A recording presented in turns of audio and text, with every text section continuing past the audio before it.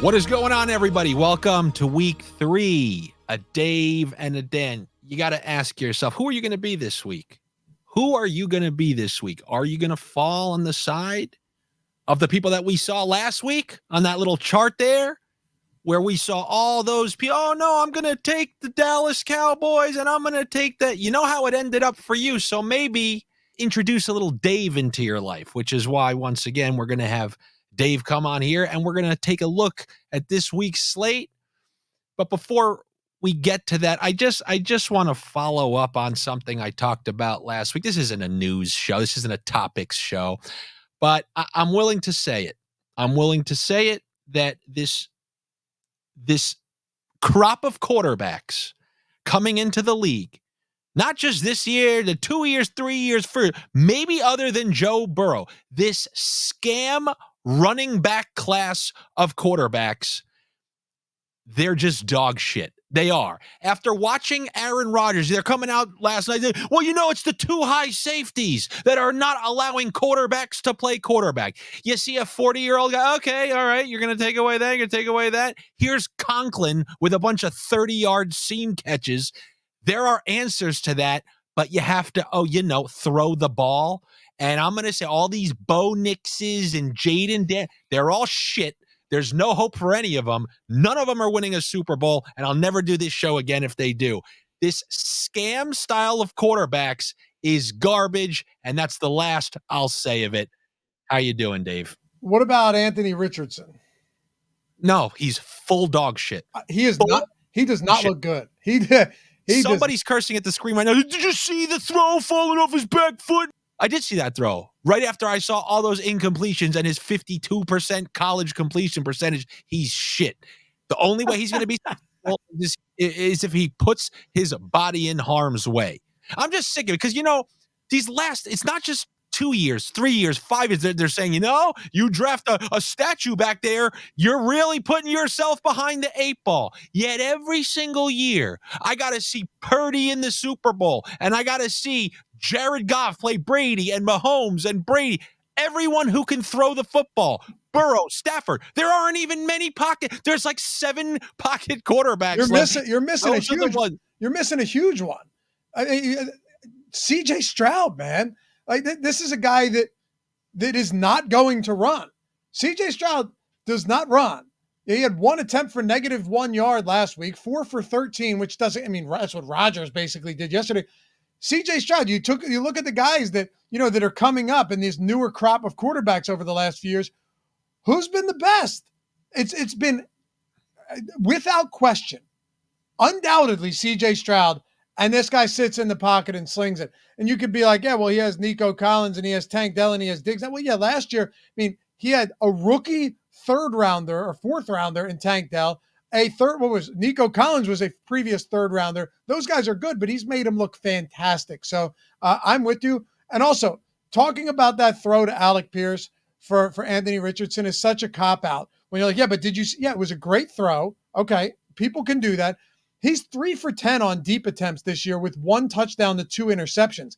It's not like he's been good on deep balls. He missed Mitchell on 2 of them in that very same game. So I don't listen, unless we're proven otherwise and in relatively short order, I haven't seen anything with Anthony Richardson to suggest that this guy is great. Plus, it's not even like he has a bad offensive line.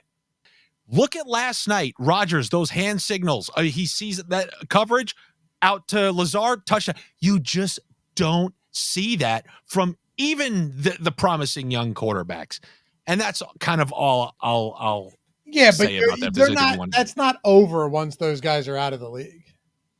I know. And that's a bold claim. I believe it is. I don't know. I just think this is not a coincidence whatsoever. You're just slowly seeing a league get rid of the quarterbacks who are effective throwing the ball that way. And while somebody like CJ Stroud is absolutely promising, what I'm seeing is the offensive coordinators being the true schemers now. Where it used to be, wherever Peyton Manning goes, he's the offensive coordinator. You're seeing quarterbacks, once he got matched with that offensive guru, Now he's good. Where it used to be, you drafted Andrew Luck, he'll be good anywhere. And I just don't think that's the case anymore. You stick CJ Stroud in Carolina, he's getting wrecked. That's my personal opinion on that matter. All right. Fair enough? Fair enough. Sure. All right. Well, why don't we show them how those Dans did last week? Sportsbooks did very well last week. And I wanted to actually take this to tell you something that happened this weekend. It's a hilarious term. I mentioned it last year and it got brought back. I have a friend who I was watching the games with last week, and he said, "Oh, you mean like a Dan only bets like spreads and money lines, and he bets the thing?" He goes, "You want to know what my boss does? He tells me, hey, I want to bet something, but it can only be a spread or an over-under, and it has to be on local TV." So you basically have two games to choose from, only spreads and money lines. And the nickname I got for somebody who is like this, the megaloDAN. Have you ever heard of the megaloDAN? Yeah. It's the megaloDAN. Only local TV spreads and money lines. So let's see what some of the megaloDANs have to choose from. People are so fun, though. Like those are people that are fun to hang out with because they don't care. It's just disposable income that they say, look, if I'm going to bet, I'm not doing this because it's going to make a difference in my life, whether I win or lose. I just want to have a good time. Like, I couldn't blame a single person for wanting to just bet a game, but also be able to watch it. Absolutely. But what if I told you these are not inconsequential amounts that they're betting? These are. I believe it, but I think also still pretty negligible to their bottom line. You're right. They are Dans. They're megaloDANs. They're everything. Where the megaloDANs heading this week? And as you can see, all the dunces. Oh my God, Patrick Mahomes against Kirk Cousins, and it's only 3 points. You want to know the absolute fishiest thing in the world? When you see everybody taking the Chiefs -3.5, and then if we can pull up the spread, so everyone's on the Chiefs. And yet now it's down to -3. Yeah. So people are betting on the Chiefs, and now they're getting an even better spread. I grabbed the Falcons here on Tuesday for what it's worth. At the +3.5? 3.5, yeah. You're getting them inside. You're getting them outside of a field goal in Atlanta. Kirk Cousins has another game under his belt. Sure looked good in the later stages of that game. But Patrick Mahomes and Andy Reid, they're just the type of team that'll come in and win this game by a field goal. And Atlanta keeps it close. I mean, sprinkle Atlanta money line, sure. I don't love that in a spot like this, especially not where it is now. But it just is one of those games where they allow teams to stick in it. I talked about, I was on Cincinnati last week because those are the type of games that Kansas City somehow finds a way to win. Obviously, pass interference call in late, but it was a clear pass interference. They still cover. They should have won that game outright. That's what the Chiefs do. They find ways to get to ugly wins in the regular season, and then they find ways to grind out wins in the playoffs every single year. But Isaiah Pacheco's down. Hollywood Brown hit the IR. He hasn't played a game. Travis Kelce's been a ghost. Xavier Worthy's sick, but he's still a rookie. Sick as in good. And Rashee Rice is like the one guy that you can lean on. The defense is good, but still, there are ways that you could really make an argument that Atlanta keeps this game super close. People see 3.5 on the Chiefs like you're talking about here, and they immediately just go, how do I not bet the Chiefs against the Falcons? I mean, they got their dunce cap on, and they're going into Town Square, prematurely celebrating. Oh, you can count me in for that next week. I'll be there. Or do you have the money? No, but I will on Sunday night, because they're counting it as a done deal. And the Dans might head that way, and I don't want to put myself up in Dave's category, but let me give you my best shot at a Dave bet here.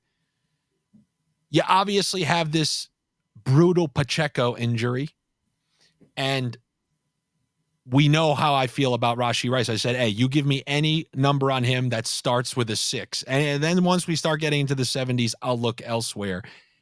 When you think of the fact that Hollywood Brown's not going to be there, and now this team with no running backs, a true committee, means they're way more likely to rely on the pass. So I mean, they've actually been a run-heavy team these last, the last season or two, but that's meant heavily relying on Pacheco. You've seen his ascension. Remember, he used to come off for McKinnon, and he was kind of used, right? They really leaned on him in the playoffs beginning of this year, and to win this game, I think they need to throw it.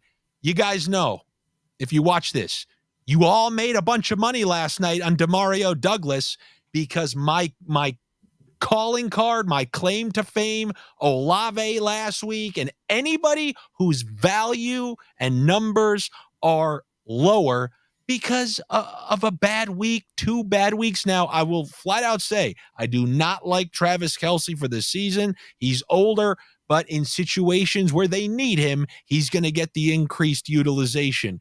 Without Pacheco to lean on, without a run game most likely to lean on, and Mahomes throwing, and decent cornerbacks over there, Rashee Rice, I don't think he's going to have one of these 9-catch games.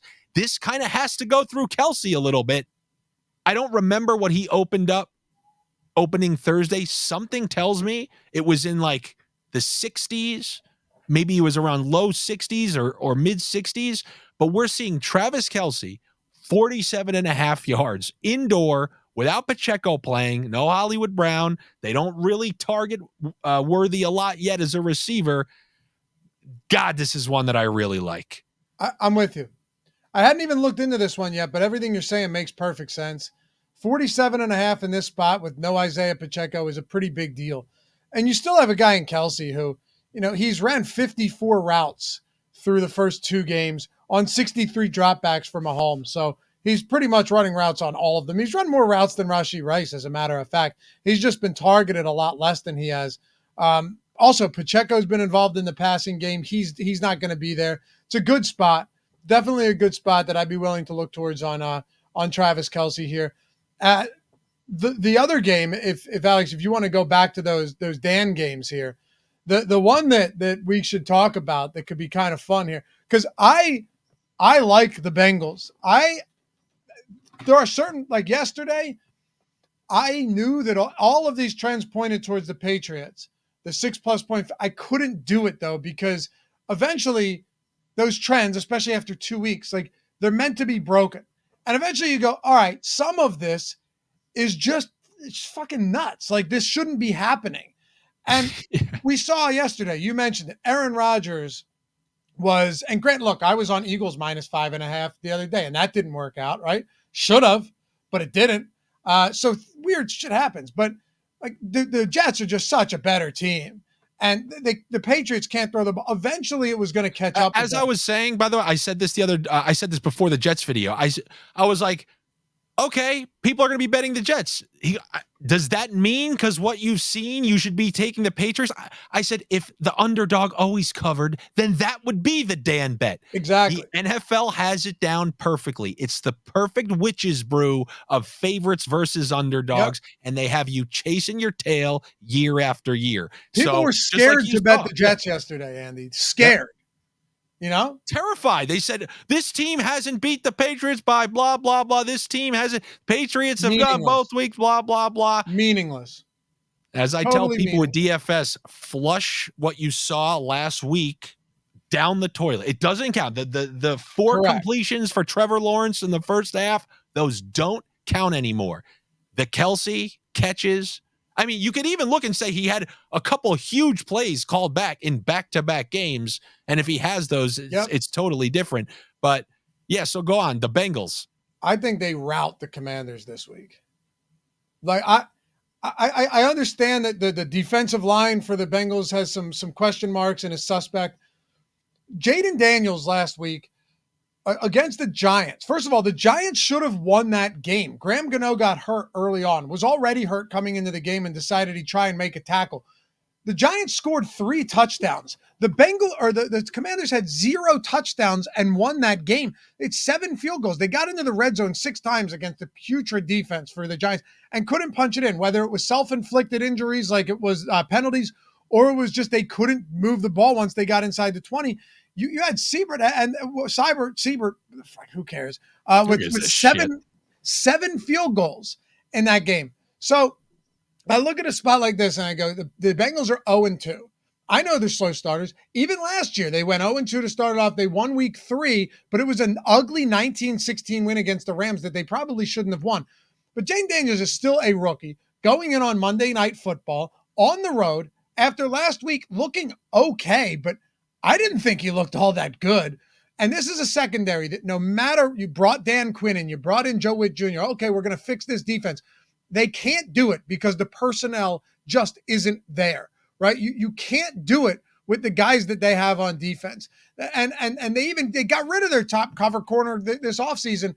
I have basically bet everything I can on Jamar Chase. Not all of my bankroll, I mean all of the props out there. 1 touchdown at plus 120 on BetMGM or Bet365. 2 touchdowns at 8 plus 850 on DraftKings. I'm laddering him up to 150 receiving yards. Obviously, these aren't spots that you just expect to hit at those insane numbers, but the odds, I think, are good. I don't care if T. Higgins returns. It probably actually helps him. I would expect Higgins to be limited in this spot. I like the Bengals. I like the over on receiving yards for Chase. I like him to score. He's another guy, when you say throw things out the window, he's been quiet the first couple weeks. Kansas City bracketed him last week. He's still an absolute stud.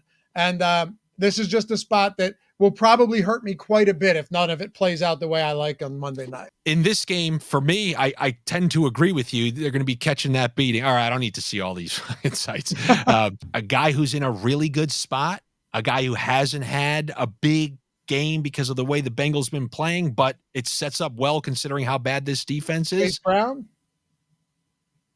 The starter, Zach Moss. I think all right, so if you ask me, I like going backup running backs in certain spots, but usually there's a greater disparity in yards. They're being treated somewhat of a 1A, 1B, but it's like a 1A, 1C, especially if they have the lead. The majority of carries are going to Zach Moss. So if they're going to be up 10 points in this game, how's this guy not getting to 50? So, I mean, they're just throwing and throwing and throwing and throwing and throwing. Right. I don't see that happening. So if they're going to be up, I think there's an opportunity here. I'm willing to go up to, if you are, you're a junkie, you need to see some plus money, I'm willing to go up to like 70 yards because that's extremely reasonable at home against the freaking Commanders of all teams. So that's something there. A player that, if you want to talk about the line movement, and I told people this on my Patreon, what I try to do now, because I realize when I'm in the bunkers how quick this isn't the NHL. You don't have 3 hours. You have about 30 minutes. And Brandon Ayuk, who slow start, missed training camp, Sauce Gardner, tough assignments. You're talking about a team without Debo, without McCaffrey, supposedly Kittle a little messed up in practice. And I saw him at 62.5. Now look at where he's at. Oh, yeah, of course. So 62.5 against the Rams defense, who just got shredded pretty much in back-to-back games. But Jameson Williams went off against them in week 1. Yes. Now it's kind of, you're getting in that I'm a little bit scared territory, but 62.5 just seemed way more appetizing. It's just something. But I see where you're going here. You still want to nibble a little bit on this 70.5, and I don't blame you. I don't think Kittle plays. Oh, man. It'll probably go up even more then. So if we can go back to the Dan charts, a game that I wanted to talk to you about, near and dear to your heart. Talked to you about these guys a couple weeks ago. I said, I don't know, man. But I was wrong week 1. I was like, the juju kind of seems off. And I just don't like the vibes. And I felt it when I was watching. They won week 1, got a first down. They were at midfield. And, it was an incomplete pass and they had to punt. The boo they got off the field was not a 1-0, got a first down and then had to punt Philadelphia boo. This fan base, I texted my friend from Philly, and I'll disregard what he said if it's not in line with what you think. He said, I'm pretty sure no one here likes this team. They have 0 likable players. And this is a lifelong Eagles fan. Is this a sentiment you feel with some other fans? No, I think I don't agree with what he said. Uh, That's fair. I, He tends to be somewhat miserable, so there is that. Look, I'm a lifelong Eagles fan too. I think the problem was that we've seen that specific. If you're referring to the one I believe, it was that hideous looking run, that designed run for Jalen Hurts, and that has not worked. That specific run, not like there's certain ones that have worked. That I think that was what all my buddies and I were talking before the game. Like every time they run that specific play, even going back to last year, it never works, and we're so sick of it. I don't know if there's no likable players on. Here's the thing about Philly. Since when do we give a shit if the players are likable or not? I'm not going to challenge you on that. And as a guy who comes from another scumbag area, I give extra leeway. Like, oh, they booed him off the field. There was just a little extra veracity in that booze. Like they almost wanted to boo them. I think we're still.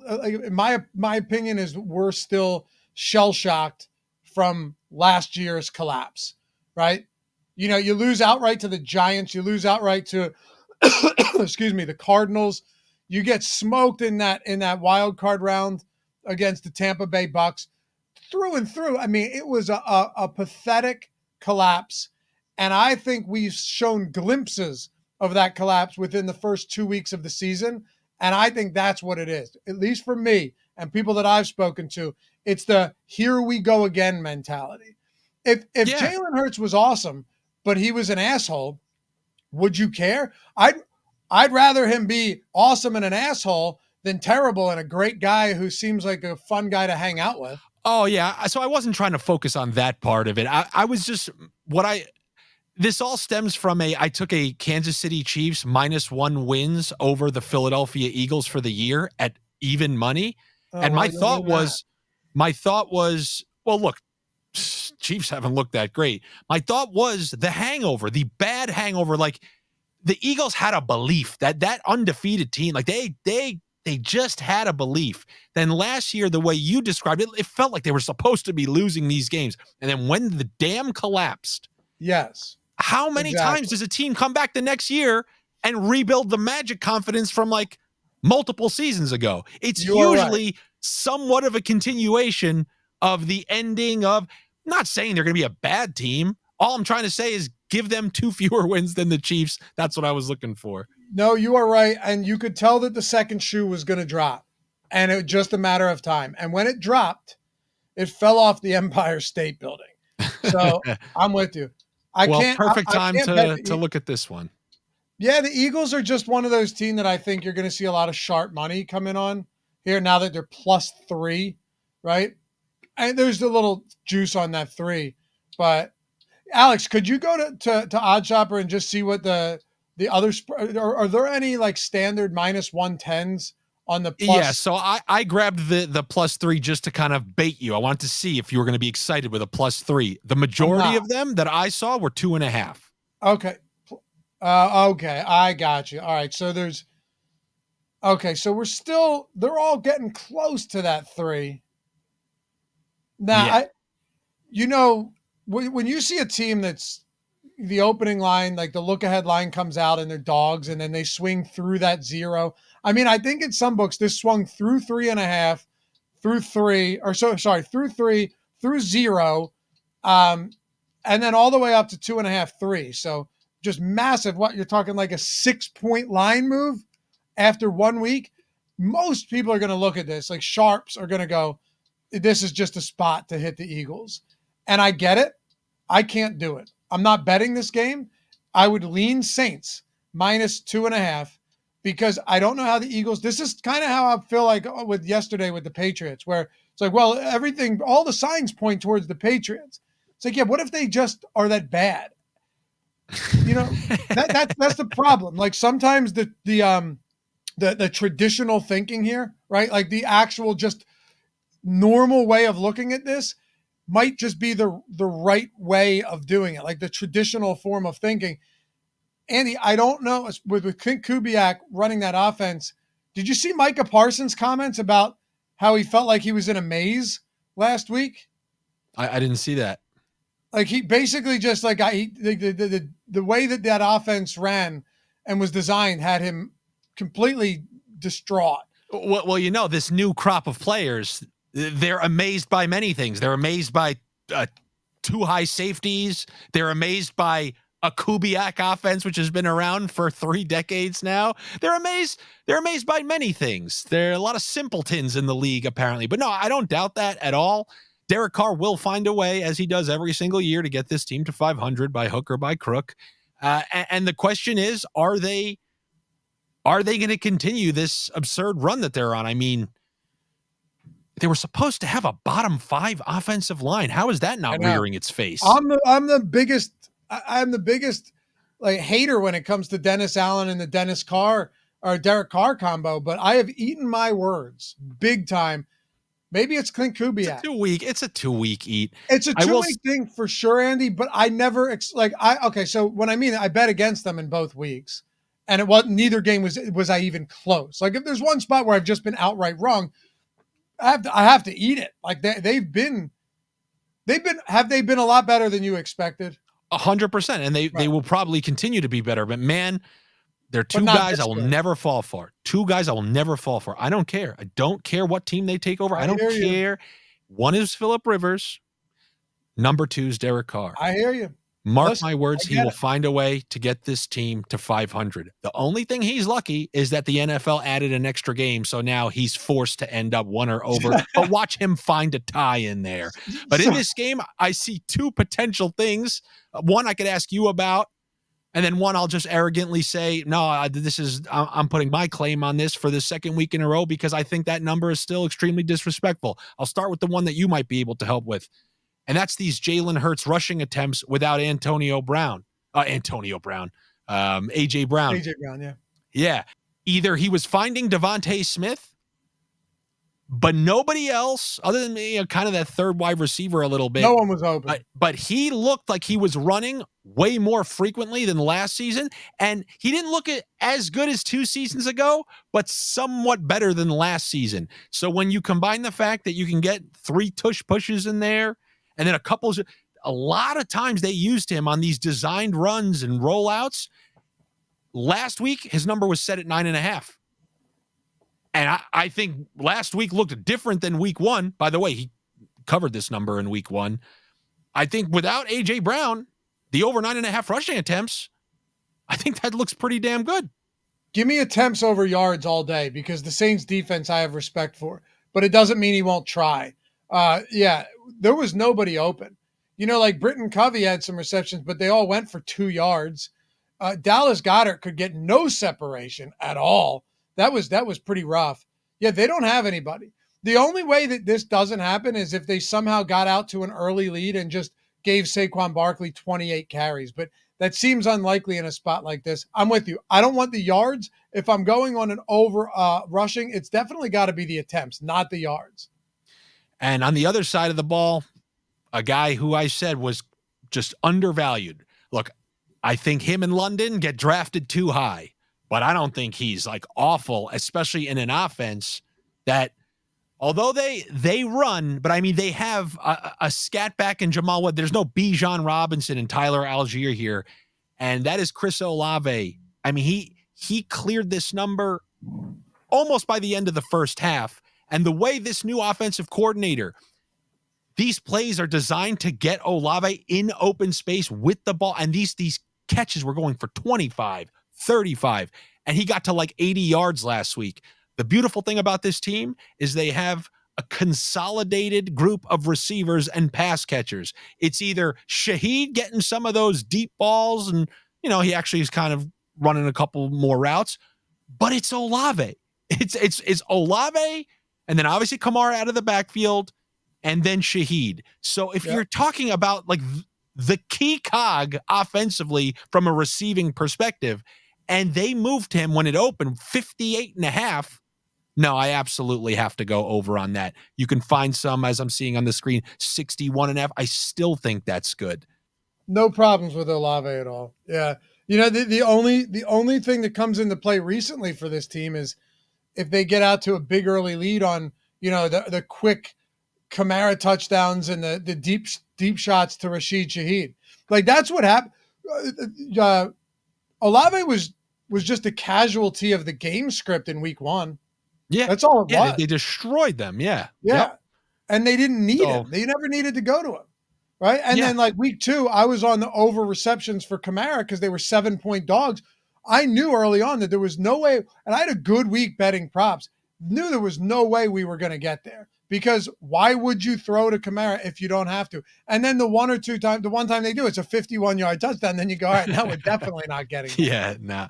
There's nothing wrong with that. It's like why I liked Demario Douglas last night. If the Patriots went up 14-0, even though it was a low total, that's probably cooked.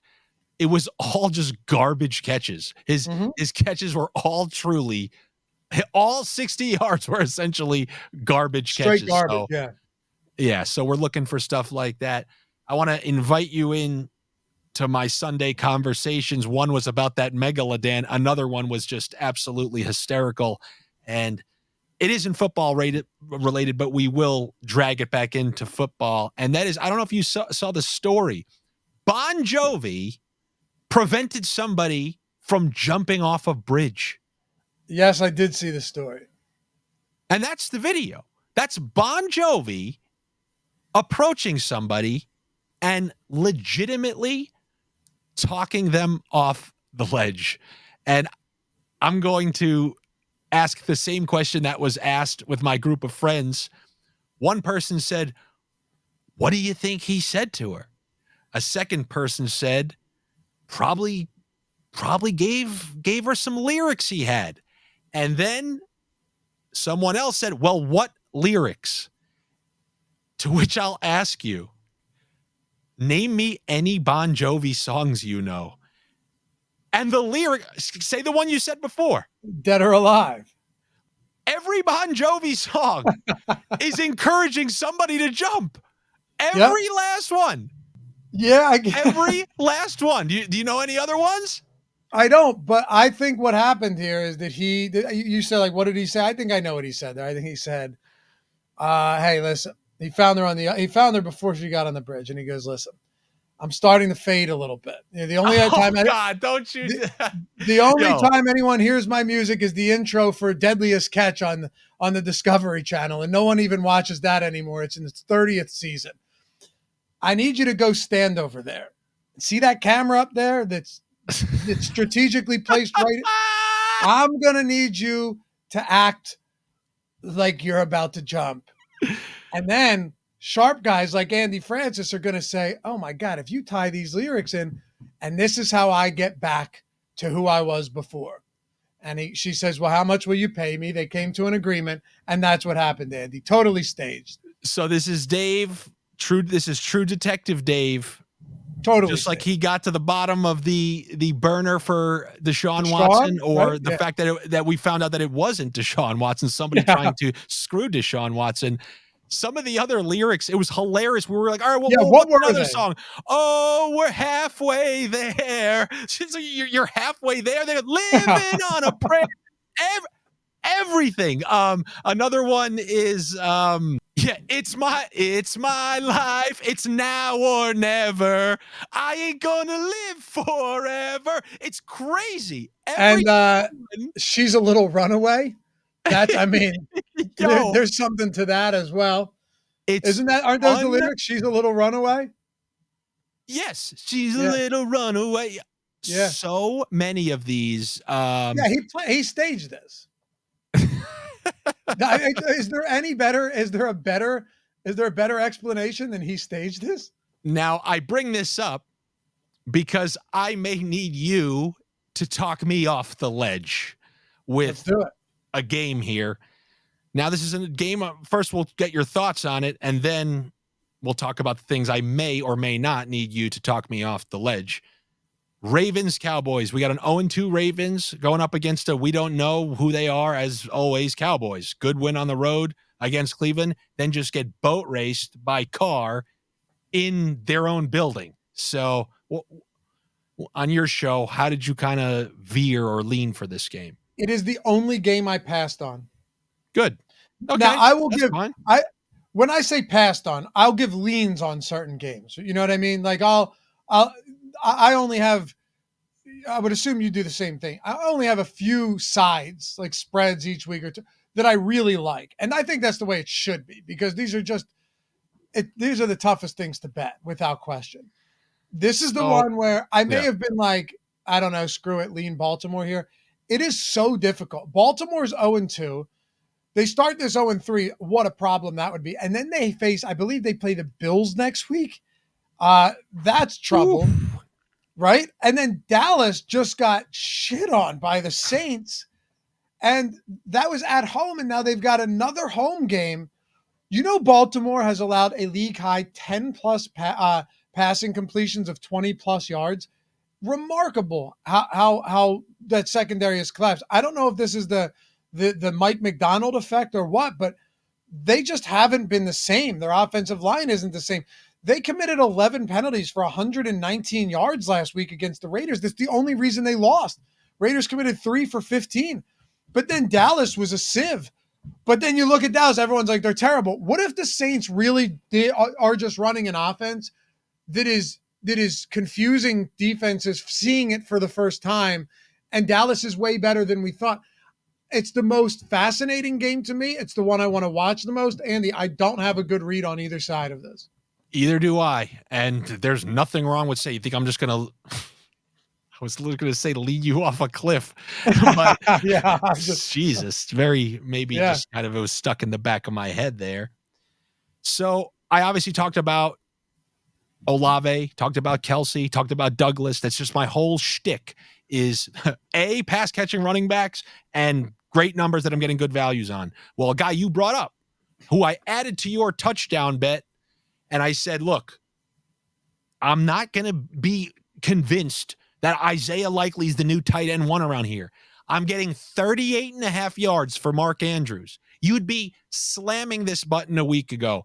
And I did the same thing for Zay Flowers, who was at 45.5 or 47.5. 54.5 now, it looks like. Yeah, no. This was last week. I gave those picks out. Was he really at that last week? Yeah, wow. Because he had like 30-something yards against the Chiefs, and I guess that's just what happens. Until a guy has a big game, you get one chance to cash on a nice line on him. Minimal, no movement on Andrews, 38.5 for Andrews, and Flowers. And I'm just like, I'm going to hit it. I'm like, whoa, something. Should I steer clear from this the same way you're steering clear from the spreads? Does this game have just wonky, weird potential? I don't have anything from this game right now. I really think we have 16 games this week, 15 more. There's so many spots I love. Like, all right, how about this? Because I think you're making a great point here on spots that you get that one shot on. Amari Cooper's at 49.5 this week against the Giants. You could say what you want about Amari Cooper. Go back and look at the 6 games he played with Watson last year. He had an 89 in there, a 90, a 120. People want to say he's washed. He had 1,257 receiving yards last year on the season with, a combination of quarterbacks. And now he's facing this Giants team that defensively they're garbage. So I'd rather just pick spots that I really, really like instead of trying to sift through spots that I don't have a good read on. And I really don't have a good read on. Scroll down a little bit. 47.5 on Bet Rivers, Valley Bet, Unibet, that whole. Yeah. They just limit you so quick that you can't even get anything down on there anymore. But 49.5. I might ladder Amari, actually, Andy. You want to talk about talking me off the bridge? I might ladder Amari Cooper. I would talk you off the bridge if the situation called for it. In both of those games, Amari Cooper had just misses on 40-yard plays. And I'm not talking about like one was off his hands, his fault, unfortunately, and one he didn't adjust his body right. But it's one thing if he's just getting 0 looks and it's like, oh my God, this is awful. He's 17 getting the looks. You're just not going to have me talk you off the ledge, because also they know who their best players are. They know they don't want to have something. I mean, the squeaky wheel usually ends up getting that grease. So let's hope for a little Travolta for Amari Cooper there. There is one spread that I like. Normally I don't talk about it too much, especially early in the season. Yeah. One of my bets before the season, plus 280. I am a huge Harbaugh believer. I don't know if he's going to win a Super Bowl, but I said, give me a wild card spot for plus 280 because it's just too hard to surpass Mahomes in your first year. Maybe he might. Wait, you're talking Jim Harbaugh, correct? Yes. Wait, you bet the Chargers to make the playoffs? No, to get a wild card. Okay. All right. I got you. That was the strategic way to get a plus 280 because I'm like, come on. Great. Yeah, I mean, I'm just a believer. Some people are immediately going to be changing organizations. He took that San Fran team. That was a joke. They couldn't get their act together. Yes. Then the defense was the most vicious thing you've ever seen in your life. Now this Chargers defense. Remember that Thursday night football against the Raiders last year? Now, look, they played two crusty opponents, but it's just he knows how to get this out of them. And the Steelers He's a winner. Yes. And the Steelers are ripe for a loss, for lack of a better term. They're not blowing the doors off their opponents. They just happen to have two extremely beatable opponents. They play great defense. That will probably be the case. It will probably be a disgusting, low-scoring game. Give me the Chargers. They were +2 or +2.5. I always hate that spread. So at that point, give me them to win the game. The money line, right? Yeah. Yeah. I love everything you're saying.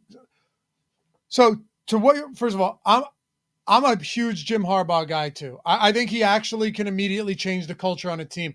And if you take a step back and look at this Chargers team in the past seasons, and I think you kind of alluded to this too, but they lost so many one-possession games under Brandon Staley, and who was it before? I can't remember who it was before him. Just bad coaching, bad decisions. These teams Brandon Staley lost like 11 one-score games in 2 years or something insane. So the pieces have been there. Obviously, they lost Mike Williams and Keenan Allen, but Keenan Allen, I'm not sure how much of a difference that would have made this year anyway. He's still not practicing, dealing with injuries, whatever. But I'm with you. Here's the only thing I don't like about this. I don't know if we can rely on Justin Herbert with this injury. Like he's going to look like a mummy by week 7 with all of these injuries he's racking up. First is the plantar fascia. That was my nickname for Carson Palmer, by the way. What, the mummy? Because by the end of his career at the Cardinals, the way he just stood and he actually looked like a mummy, and he kept coming back. The mummy returns. Yeah. Well, that's the thing, right? Because Herbert say whatever you want about him. Justin Herbert's a warrior. Like that dude really will try to play through anything. That game against the Chiefs, I can't remember if it's the same one we're talking about, but I remember betting the Chargers, and Herbert got hurt, and he was legitimately hurt. Still came back and threw 2 darts downfield to hit that backdoor cover. Yeah, that was like week 2 last year, I think. Yeah. Right. Yeah, right. Thursday night. That's the only reason I haven't bet the Chargers yet, because I'm uncomfortable with Herbert's health. But all things being equal, if he were healthy, I would love the Chargers here. Now, you texted me last week saying, wait a minute, we got to give these people parlays. And me of all people should absolutely know that. I call the people, like that skull and the bones that you see behind me. It's because most of the viewers of my channel, they're parlay pirates. They will readily admit, I would rather lose a big parlay than win a straight bet. The thrill of a parlay loss is better than the high of a straight win. And I really respect that they're actually coming around. They're not trying to disguise it. No, I'm trying to look now. No, they just want big parlays. And that's it. Hey, they want to believe that girl, they let the Pirates buy them a drink. And for that 10 minutes of time, they think they're going to go home with her. I mean, look, they're never going to go home with her. But it's just that 10-minute stretch where they thought they could. So let's give them a couple legs. Let's do it, man. Let's build a parlay Christopher Walken style. Just like the rest of you, one leg at a time. We're going to build you a parlay one leg at a time. We're going to bring legs for you, and we're going to see who screws you. I might screw you. I've screwed you in the past. Didn't screw you last night. You get a little bit of everything. So I'm going to start with my favorite play of the week. Unfortunately, it's not on Sunday. This thing's going to go to the very end. You're taking it to Monday. And this is the Josh Allen under on pass attempts. I've been screaming from the rooftops in the offseason. I have my flag plant player of the year, fantasy, touchdowns, you name it. It was James Cook, because after they fired their offensive coordinator and brought in Joe Brady, nobody was more run heavy. Nobody gave more carries to the running backs than the Buffalo Bills. And they went right back to that this year. Everybody's acting like, wow, no, this is exactly what I thought they were going to be doing. This is exactly what everybody thought they should have been. They let go of both of their wide receivers. Why? Because they weren't going to be playing that style of offense. They're going to continue to play the offense that gave them a huge win streak, got them into the playoffs, and, they went in a back and forth, and Mahomes lost that game. Didn't bring in any great wide receivers. This is a running team who I would say, they're going to have to fall behind if he's going to be slinging it all over the field. That's what happened week 1. Yep. He got to 24 pass attempts. So my thought here is that the sportsbooks are just continuing to do what many of the viewers are doing. And that's just assuming Josh Allen is playing like he was a couple of years ago. I think anybody who just got lucky enough to call Josh Allen the week 1 top quarterback, I would sell high if I was you. He's going to have so many weeks just handing the ball off and limited, no rushing touchdowns, doesn't even get to 250 yards passing. And if this game goes their way and if they build the lead, I think this game is won. If Trevor Lawrence, who's going to be playing, their season's borderline on the line. So that's the one thing that worries me. The one thing that worries me is like, why are they setting this so high? Are they like baiting me? And I just took the cheese. Maybe I am going to take the cheese. This is just something I cannot say no to. The under 31.5, who he hasn't even come close to, nor did he much of the time towards the end of last year. So the sample size of the current version of the Bills have to take the under 31.5 pass attempts from Josh Allen. It's kind of my favorite play of the week. How many are we doing here? I think we both bring 2. 2 each? All right, give me if you want to go standard Amari Cooper for over 49.5 receiving yards, fine. Give me 70 plus at plus 220. If the people want big parlays, okay, I'm going to give them big parlays. That's what I do. I typically try to give them alts. The issue is that was my favorite play, so I just had the pass attempts. We don't need everything to be alts. We don't need it all. I had a 5 touchdown round robin last week, and one of them was minus 150 Kyron Williams, one of them was minus 150 Derrick Henry, but then there was a plus 210 DK Metcalf, plus 190 Malik Neighbors. So we can mix this up a little bit. Of course. I'm going to go with something because when I'm factoring that in, if you're just going to do a straight one, I'd probably just like that Chris Olave, 61's good. But I think from the total given out versus what he's capable of on Monday Night Football, I'm giving a Monday night double here. Give me the over 70 rushing yards for Zach Moss. I'm not asking for 100 or 70 plus rushing yards is approaching plus 200.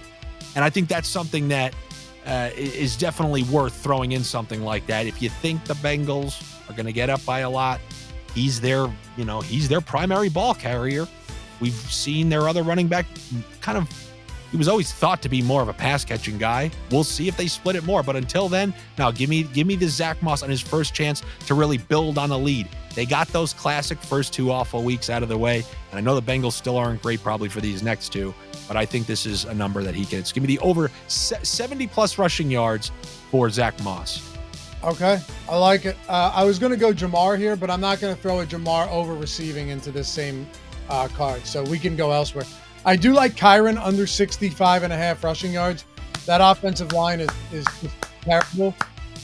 But I might go Zamir White over rushing yards.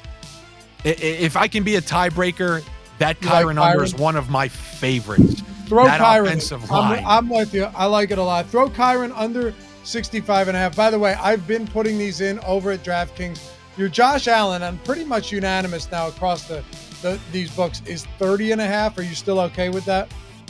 Yeah, in that game he was trailing. See, the beautiful thing about him not having great receivers now is that he kind of ran to come back in that game. Oh, he's at 67.5 now. Wow. All right, I'm taking that. That gets us to around 40 to 1 plus 30. No, sorry, plus 33.95. So 34 to 1. And the good news for all them, since they parlay all the time, you know that they're giving odds boost at all their sports books because they want you to parlay more. So you got to throw your little boost in there. We'll see who ends up screwing you. And now, just before we go, almost forgot, we got to have a segment called Pull It Up, where we're going to have to ask Alex to pull it up, and me and you have to take our best crack at another old saying.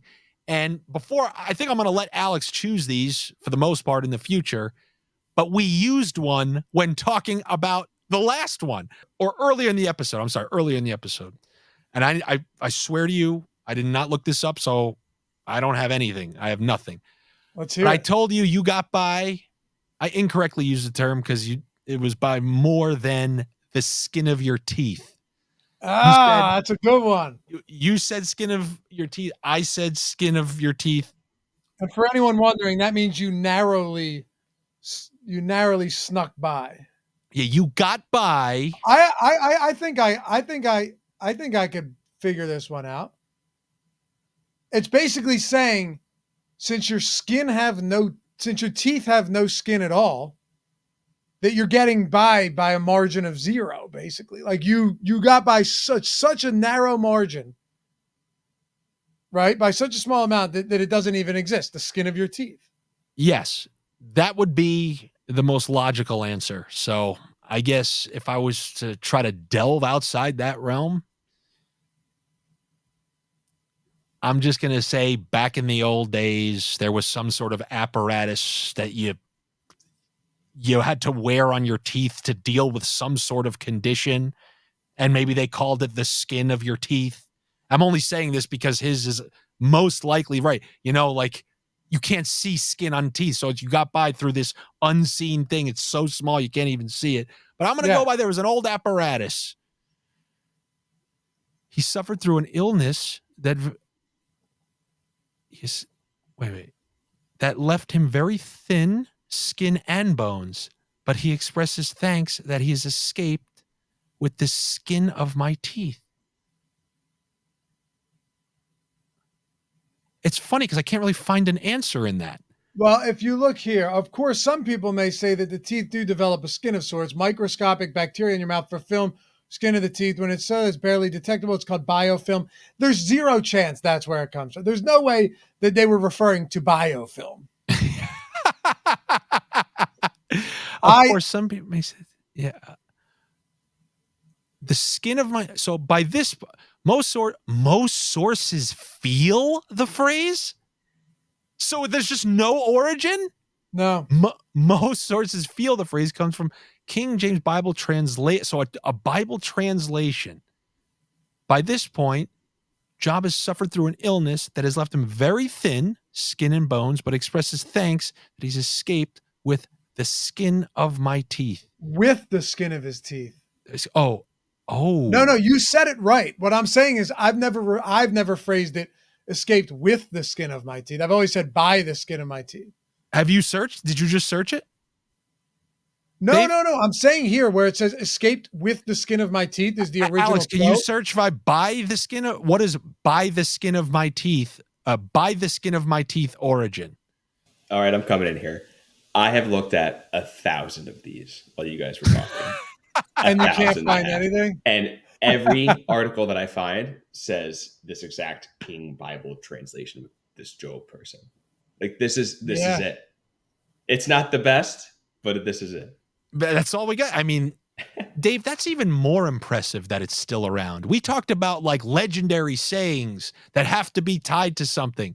This bullshit saying doesn't even have an origin and we're still using it. It's just a guy who was really sick and really frail and probably at this point wasn't thinking clearly. Like, you know what? Chances are he thought his teeth had skin. You know what I mean? Like, chances are this guy think really he was mumbling because he was in such a bad condition. Like, I just got to skin of the teeth. Yeah. He just kind of look at my muttered, teeth. Yeah. muttered it out. All right, that's how we ended with a little nonsense, a little parlay for you Pirates, and hopefully you'll get by that one on Monday night by the skin of all your teeth. Thank you so much for coming back. Do me a favor. You guys know what I always ask for. Like the video, comment on the video, drive up the engagement so some other people learn how to be a Dave, not a Dan. Who knows? Maybe they want to be a Dan. But Could be around fun. these parts, it gets frowned upon. We'll see how it goes for the donkey charts this week, but we will be back with you once again next week. What I'm going to try next week is probably going to be the same day on Friday, but going forward, I want to give you guys a couple days to watch this throughout the course of the week. So maybe we do get better prices to give you on these lines, and you'll have more time to watch it and kind of see what transpires throughout the course of the week rather than trying to panic and get it all on Friday. We will keep you updated, but next week, probably going to be on Friday once again. That's why I got to click the notifications. Subscribe, click the notifications. They'll let you know when the next video is coming out. And we will be back with you next time. Dave, as always, you want to plug any of your stuff, I'll have the Odd Shopper stuff pop up at the end of the video. Sure, man. Yeah, just hit me up over on Twitter, Loughy_D, LOUGHY_D. And all those tools that we were using at Odd Shopper are free. Awesome, man. Thanks again. We will be back with you all next week. Take it easy.